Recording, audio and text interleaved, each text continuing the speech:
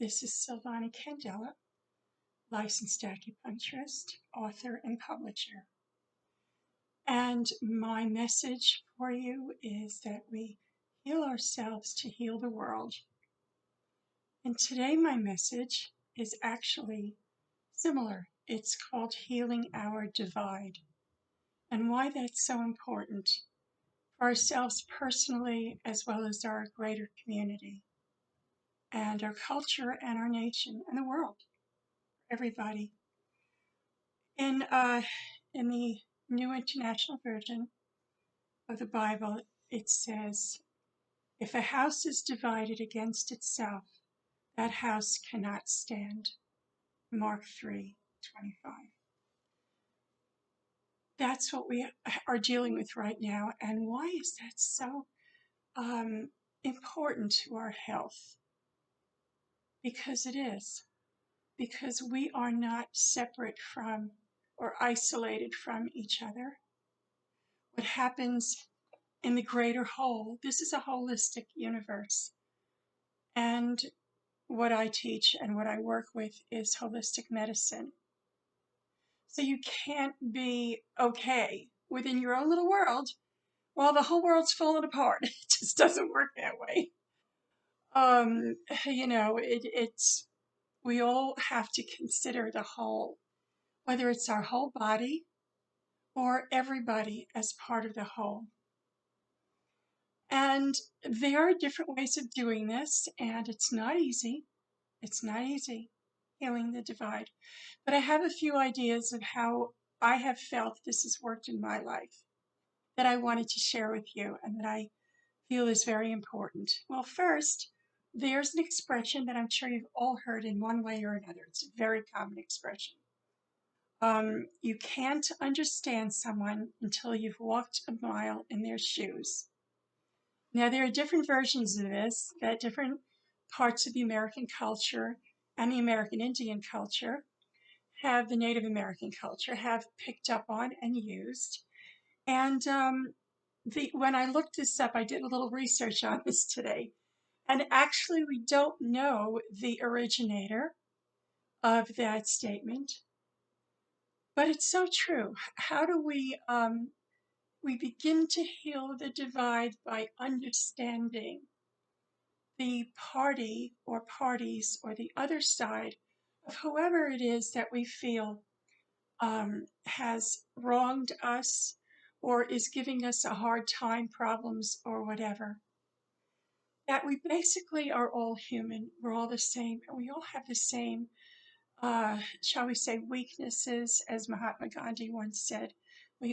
He said, we all have the same weaknesses. And I agree with that. So to understand that and understand, well, how do they think? Why is it they think this and that and that and that? And, I see it so clearly my way. Why don't they see it my way? Whoever the they is, right? Could be your family, could be your kids, your parents. It doesn't have to be a big national thing. It could be right here in your home. And when that happens, the stress of that and all the other kind of things that happen with going along with that can definitely translate to disease. Definitely. So how do we see that? How do we understand that? How do we walk a mile in somebody's shoes? Well, I'm going to share with you a few things. And one is that in my life, first, I was raised that way. So that makes it a little easier for me. But nevertheless, we still are always going to come up against these kind of issues. So one of the ways that I was raised, and I was very fortunate, was to be in a multicultural, multi-ethnic, multi-everything community in the Lower East Side of Manhattan in New York City. And from there, I actually went on to do a lot of traveling and a lot of living in other places. I lived and worked in London, England for 3 years. I had my first three children. Well, two of them were born there. The third one I got pregnant with there, but she was actually born here. No big difference. Anyway, I was part. My husband was English, and I worked in the English school system, and I got to know a very different culture living there, and I was the outsider. So it wasn't about them thinking like, why don't they think like me? Well, why should I expect them to? I mean, I'm the foreigner, right? It's a very interesting feeling to be a stranger in a strange land yourself. That really gives you some quite interesting insights.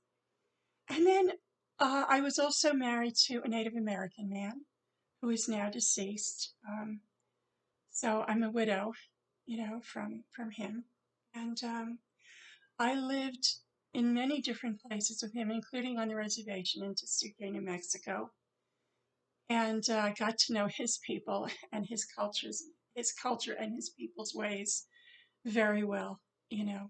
Now, I'm not saying everybody has to have a United Nations of ex-husbands or wives or whatever behind you, but it's something that you can, just get close to people in your own way, be part of cultures and cultural experiences in your own way.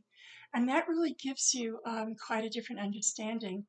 But I think, oh, and of course, I also lived in Southern California. So the Hispanic community was very much a part of my culture too. When I lived there, we were very integrated, and it was a beautiful, thing and I went back and forth to Mexico a number of times. Oh, I really loved the Mexican culture too, and I do loved the same. You know, the people, great. It was fun. It was really good times in Mexico and with the people there. And I I wanted to also say that besides different people, we have to really dive into those issues from our past with the people that we've grown up with, that we've known, and understand why and how we are still holding on to those resentments. That's also walking inside somebody else's shoes. If I have issues with a family member, whether it's my mother or who's now also deceased or anybody else, I had to walk around inside of her shoes. And that was something that was particularly not easy to do because you're so close to that person. It's not just people that you're unfamiliar with, but it's also the people you are familiar with. And finally, the last but absolutely not least of the different people who were not like me, quote unquote, was when I moved to Colorado Springs, Colorado, and I lived out in Hanover for a while, which is a little unincorporated community out there. And I got to know, now this is a girl who grew up, a Jewish girl from New York City. That was me. That is me. Okay. Although my faith is multifaceted now, and I do believe in the Holy Trinity. I'm still Jewish, and I believe in the Holy Trinity. So that's kind of it in a nutshell where I am as far as my beliefs go. But when I moved out to Hanover, it was the first time I was really part of a Christian community. Because growing up in New York City, I was very much a part of the Jewish community. And that was quite a journey. That was quite a learning experience. Uh, I got to know things about people that I didn't know before and about my fellow humans. And even politically, and I'm certainly not going to go into that in this video, but I got to be amongst people who were politically very, very different from me and thought different from me.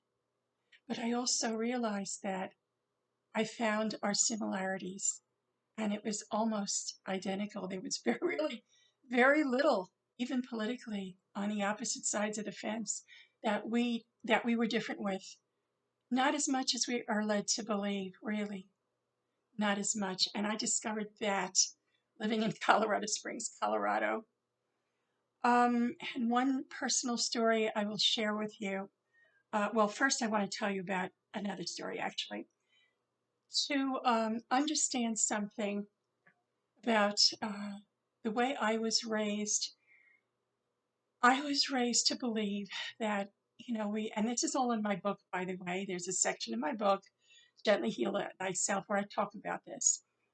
Growing up Jewish in the Lower East Side of Manhattan in a very Jewish community post World War II meant that I was also very, very, very much indoctrinated into the whole anti Semitic thing of Nazi Germany and how horrible the Holocaust was, and how, as much as my family taught me to love and cherish all people, that we are equal in the sight of God, we are equal, and everybody is the same basically underneath, the same and different, you know. We're differently the same and the samely different, except the way I was raised, Germans. Okay. And I even said to my family growing up, but that was then, and this is now. Do you really think they're all Nazis?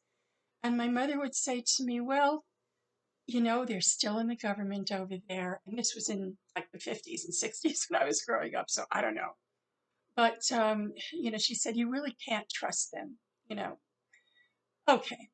So one day when I was in college, okay, and I hadn't really met any German people, right? And this was in the 60s, the late 60s, okay? And I had to take conversational German because I was, at the time, a voice major. I was a music major. And, German and Italian, you needed to be able to pronounce the words for opera, so you took conversational German. And I, I remember that before the first day of class, we found out that we would be learning from a guy from Germany. And like, oh, wow, what's that going to be like? After all the stuff that I had been taught and learned and heard and everything else, what am I going to be walking into here? A little trepidatious. I still signed up and took the class. So I remember walking in the first day and I'm looking around for our teacher. Where is this person? I knew it was a man because of his name. And there was this guy standing there in the front of the class. He was only a few years older than me. He had long, scraggly blonde hair, a tie-dye t-shirt, jeans, bell-bottom jeans, they were in at the time, and a necklace, and he basically, and a peace symbol on his tie-dye t-shirt. And he was one of us. He was one of the hippies, which was me in those days. He was just a fun-loving, sweet guy who happened to come here from Germany and who wanted to teach English, to people in school. And he taught us his language as if he said we were children, meaning it's fun to learn language, a different language, as if you were a child. So what he did was he got us these primers, these German primers, like school children learn, and like we do, like, those of you who can remember, I don't know, the Dick and Jane books, right, when we were little kids. Oh boy, does that date me or what? So he got us the same thing, and we had such a ball. We had so much fun reading these children's books to each other, these little baby books kind of thing. And it just made it all that much more fun. And I got from the class what I needed. And then another thing I wanted to share, just one more thing that I think would be helpful for everybody. That you want, whatever it is that you feel you need to forgive somebody. Do that. Think of forgiveness. Think of getting inside that other person's shoes to see what life is like for them and has been like for them, and how you can understand and depersonalize whatever it is that you've been hurt with. It's not you and it's not even them. It's the life that this person has had, and how your forgiveness of that person not only helps you heal, but it helps them heal both ways. So the last story that I just wanted to tell you about, and this is also going back to Nazi Germany.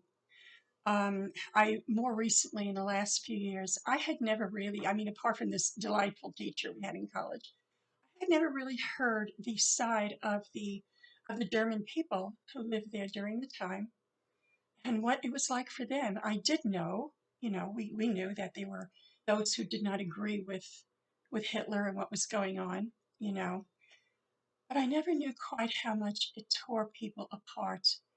Well, I saw a movie which I am mentioning here because I highly recommend it as maybe a way that you all can understand people in a different way and begin to heal the divide.